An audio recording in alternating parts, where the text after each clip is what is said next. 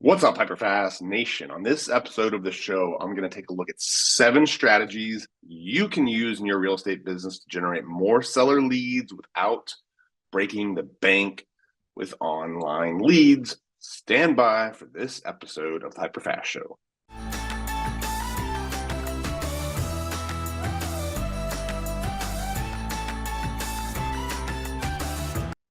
All right, welcome back to the podcast. Thank you for tuning in. If you have missed any of our latest episodes, make sure you go back and listen. We've done a lot of stuff on expired leads, on how to deal with what's going on in the market.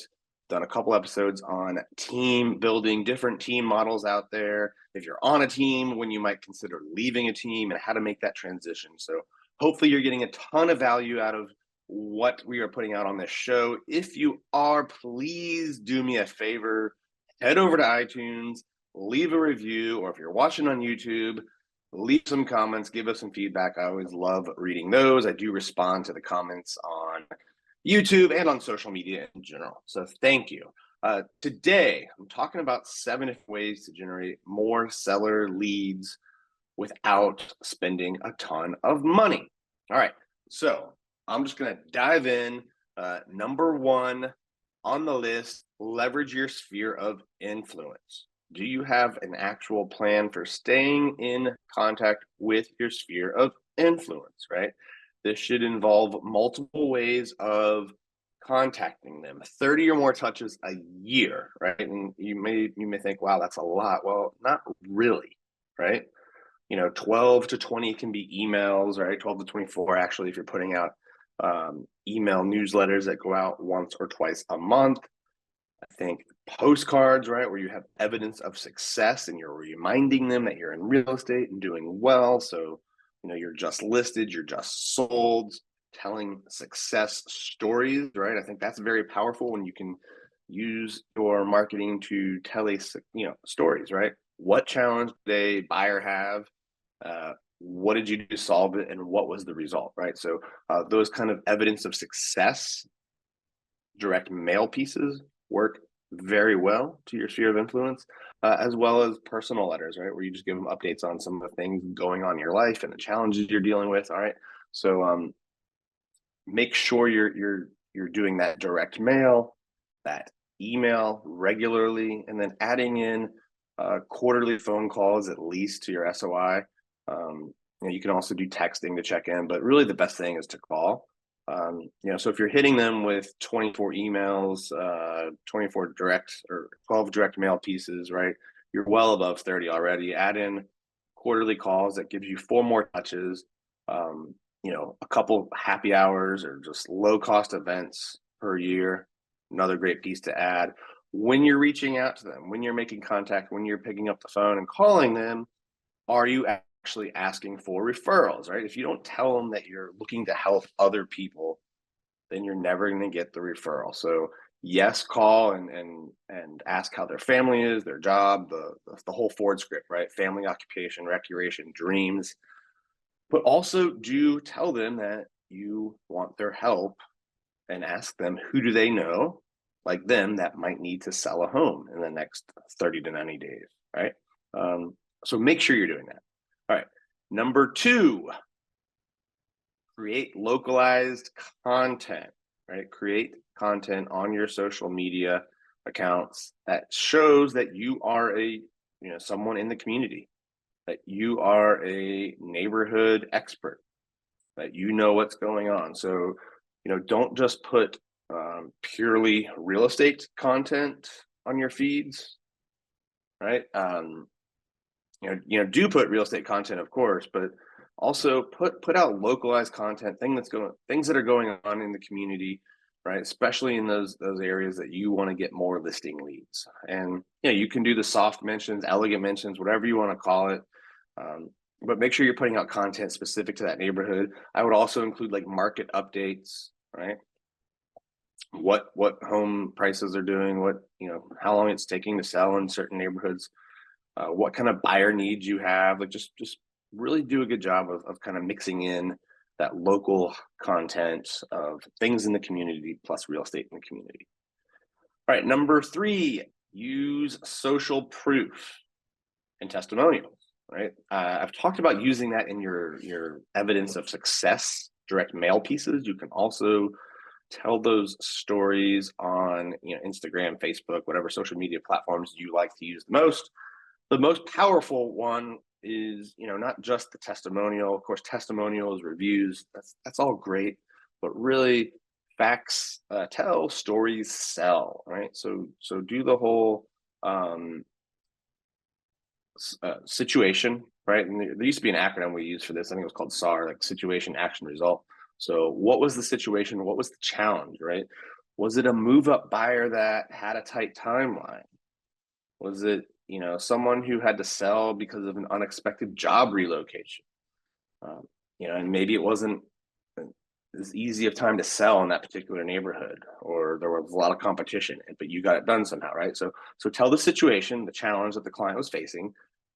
Tell them the action you took, right? Did you, do successful brokers opens, open houses? Did you do, a great email campaign? Did you do a great video tour? Did you circle prospect and find a buyer? So tell them what you did to find that particular buyer and get the house sold, and then the result, right? What happened? Did it sell quickly? Did you get a great price? Were they able to make a seamless move up, right? So do a good job of the social proof and the testimonials. That was number 3. Number 4, farm specific neighborhoods. So pick a neighborhood that you want to get more business in. Hopefully one that's close to you, that you like, and that you has good price points, good turnover. These are some of the things too, by the way, that I told in my best-selling book, The Hyperlocal HyperFast Real Estate Agent. I sold 22 million in my first year, much of it from farming one condo building. Make sure you identify a really good neighborhood. I walk you through the process, by the way, in my book, just on how to do that. And direct mail, of course, is a great way to farm a specific neighborhood. Circle prospecting, where you're calling and telling them about new listings, just sold, open houses in the neighborhood, asking for buyer referrals, seller referrals, building out your database. So you're getting an email on these calls. So the circle prospecting really, really helps. Another good thing to do is door knock the community, right? So if you do a good combination of circle prospecting, calling, door knocking, direct mail, maybe you add in a couple of events that you host in the area, great. You will get business in that farm, right? So that was number 4. Number 5, prospect for expired listings. You would be shocked at how many expired listings there are in your market. In the last few years, people have forgotten about this, and in many cases there weren't as many expires. Now in a lot of markets, we're seeing inventory go up. We're seeing homes taking longer to sell, and therefore we're seeing more expireds, and we have less agents who've been in the habit of doing it. A couple episodes ago, I talked specifically about how to do this, what to say, went over some of the scripts. So go back and listen. We've done a lot of shows actually on expired. So a lot of different ones lately on that topic. Make sure you have the technology to get the right list, a dialer, and good scripts, and that you're consistent and that you call early in the day. All right. So expireds was number 5. Number 4. Number 4 is for sale by owners, right? In every market, there are for sale by owners. Some have more than others, right? It all depends on kind of how hard it is to sell. Now that it's, and I think there's going to be more of them coming up with some of the NAR changes, because there's just more people out there because of all the headlines in the news that think that they can do it on their own. And I haven't seen more evidence of success, right? I think a lot of the long-term statistics on for sale by owners are still true. The majority of them end up selling with an agent. So again, a great way to do this is one of the data services and a dialer. And you can also combine it with door knocking, right? A lot of times a good way to get your foot in the door with them is to ask them questions about, how they do showings. Will they work with a buyer's agent? And actually try to bring them buyers if you can't get them interested in a listing appointment. And a lot of times sellers that before, if they're a FISBO, they try for a while, they give up. And if you have been bringing them buyers, or finding other agents to partner with to bring them buyers, and doing showings, they're going to see that effort, and that will count, right? So that's another great way to kind of get your foot in the door and build that relationship. Number 6, partner with local business and service providers. All right, there's a lot of different ways to do this. Again, I talked earlier about the localized content, right? Making localized content, and about the community. Well, this can kind of dovetail with that strategy, right? This can kind of dovetail with that strategy. You're going to go to local businesses, and as part of your localized content, you will interview them about their business and make it into a podcast or a YouTube, right? And it can be it doesn't have to be long, like a 5-10 minute interview, usually with some B-roll, right? It doesn't even be that fancy. You don't need a videographer necessarily. Someone shoot it on an iPhone with a good Bluetooth headset, and then chop it up into short form, right? So you're gonna have the long form video, chop it up into short form. You can use a program like Opus, right? We use Opus. That is a program where you put your long form, either the file or a link, and then it's gonna automatically create short form videos designed for Instagram or TikTok or YouTube Shorts, and they will be different lengths. You can actually customize it, like 0 to 15 seconds or 30 seconds or up to a minute, or even over a minute now. So there's a lot of different options on there that will create good short form content, right? Then you'll share the long form, you'll share the short form, you'll get the business owner to share it as well, right? So now you're leveraging their audience, and it's kind of you scratch my back, I will scratch yours, and that business is getting exposure to your audience, you're getting exposure to theirs. And you don't want to be overly salesy in this, but just elegantly mention that you're a real estate agent serving the local area. And that's a great way to partner with local businesses, and to get more local eyeballs on your content. Another way you can partner with them is to help market for them, right? Like, you can kind of trade, like, hey, I'll put in my regular weekly newsletter, I'll put a coupon, or promote you or highlight you in some article or blog. Can you do that for my business and content that you put out, right? So that's another way.